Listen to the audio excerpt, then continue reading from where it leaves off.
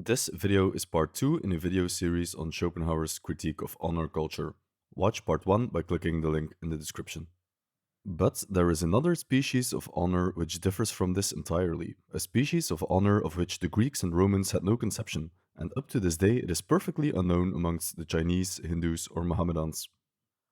It's a kind of honor which arose only in the Middle Age and is indigenous only to Christian Europe, nay, only to an extremely small portion of the population, that is to say, the higher classes of society and those who ape them. It is knightly honor.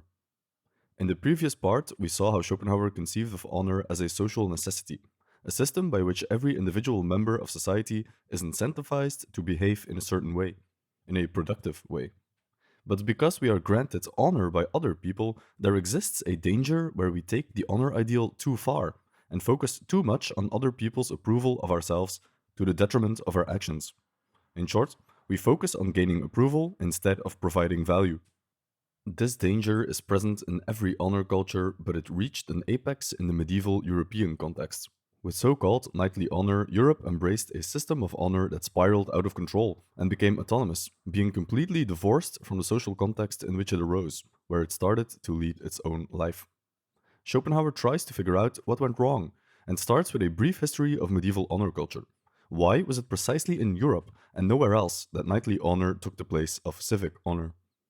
But first, we need to define our terms. What is knightly honor exactly, and how does it differ from the civic honor we discussed in part 1? Schopenhauer distinguishes 6 elements. Expression is the focus. Knightly honor rests not upon other people's opinion of us, but solely in whether or not they express that opinion. Insults take honor away.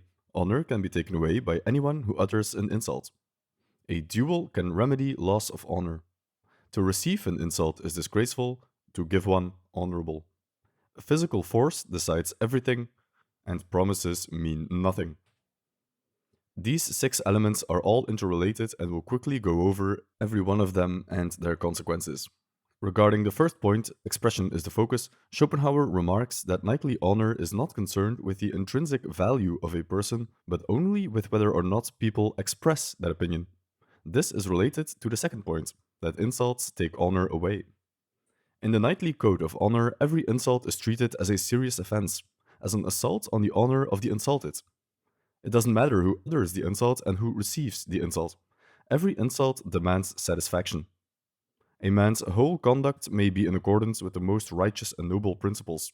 His spirit may be the purest that ever breathed, his intellect of the very highest order, and yet his honor may disappear the moment that anyone is pleased to insult him, anyone at all.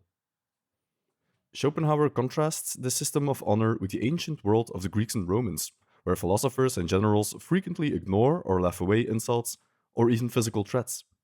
Plutarch relates in his life of Themistocles that Eurybiades, who was in command of the fleet, once raised his stick to strike him, whereupon Themistocles, instead of drawing his sword, simply said, "Strike, but hear me." European honor culture takes insults so seriously that often a simple verbal insult will lead to a duel. For Schopenhauer, this is totally absurd. Where the Romans and Greeks would simply ignore insults, European aristocracy, especially in Schopenhauer's day, would feel the need to take up arms and settle the dispute with violence. This is because, according to the rules of knightly honor, to receive an insult is disgraceful to the person who was insulted. Schopenhauer gives an example. My opponent has truth, right, and reason on his side. Very well. I insult him. Thereupon, right and honor leave him and come to me, and, for the time being, he has lost them, until he gets them back, not by the exercise of right or reason, but by shooting and sticking me. This upside-down state of affairs has its origins, Schopenhauer speculates, in ancient Germanic law. Up until the 15th century, the system of Germanic law stipulated that it was not up to the accuser to prove the guilt of the accused, but rather the accused had to prove his innocence. While the laws have been replaced, the underlying ideas, the honor culture, survive. This is why knightly European honor culture took root in Europe and nowhere else, because it is based on ancient Germanic law. This love for the duel, in Schopenhauer's eyes, is a great barbarity, unworthy of civilization. The Germanic system, where you are guilty until proven innocent, leads to a state of affairs where every conflict devolves into a shouting match of he said, she said. The only way to get out of this is to resort to physical violence. In the Germanic system, this is nothing more than might makes right morality. He who ends up victorious in the duel must have been right. After all, that's why he won the duel. Later, in Christianized Europe, this custom remained, but in another form. Now, a duel was a judgment from God. The two parties would resort to physical violence, and whoever came out on top must have incurred God's favor. In this way, even in a Christianized culture, the might makes right morality remained. But for Schopenhauer, the might makes right phrase is just as absurd and contradictory as the phrase a fool's wit.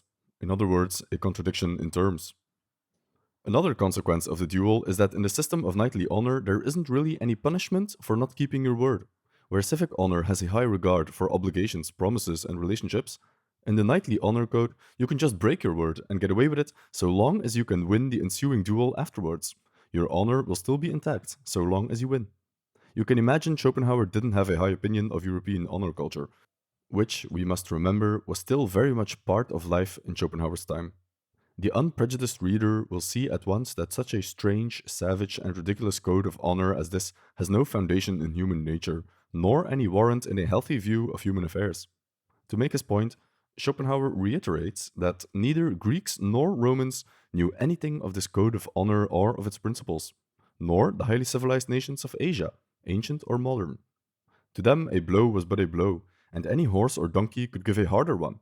A blow under which certain circumstances might make a man angry and demand immediate vengeance.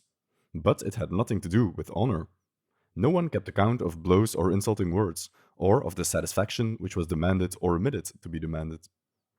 Schopenhauer agrees with the neutral view the ancients had of a blow, and chastises his contemporaries for being so sensitive to them in a delightfully sarcastic passage.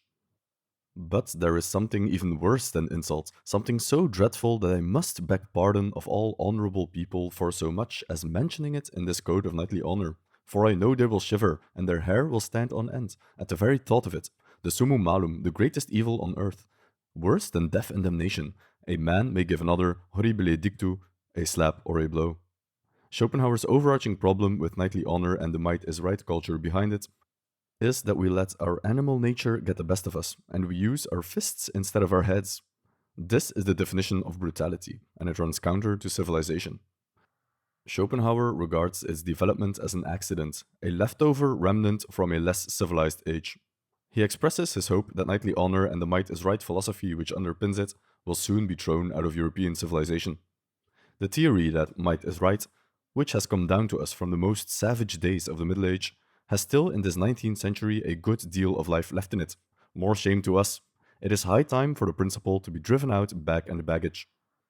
Nowadays, no one is allowed to set dogs or hens to fight each other. At any rate, in England, it is a penal offense. But men are plunged into a deadly strife against their will by the operation of this ridiculous, superstitious, and absurd principle, which imposes upon us the obligation, as its narrow minded supporters and advocates declare, of fighting with one another like gladiators, for any little trifle. Schopenhauer advocates for a return to the ancient ideal of honor, upheld by the Romans and Greeks, where honor is based on a man's actions and not on whatever any given rascal with a loose tongue can insult him with. To this end, he quotes at length from ancient literature, from Plato to Cicero to Xenophon, to make his case.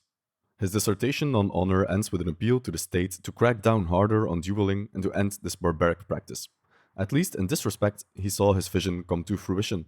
Dueling is not only illegal, but it rarely happens anymore. To be sure, back in Schopenhauer's time, dueling was illegal as well, but it still happens quite a lot, and it was rarely criminally persecuted by the state. In the 21st century, this is different. But are we better for it or not? We have gotten rid of the knightly code of honor in the 21st century. That much is true. But do we have something in its place? Does civic honor still exist to replace knightly honor? Let's get some discussion going in the comments. Together with part 1 on honor culture, this has been quite a long video series. I want to thank our Patreons for their support. They make longer videos like these possible.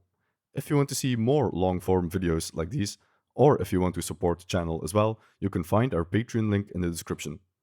Remember, Patreons who pledge $10 per month or more also get access to a monthly Patreon exclusive video.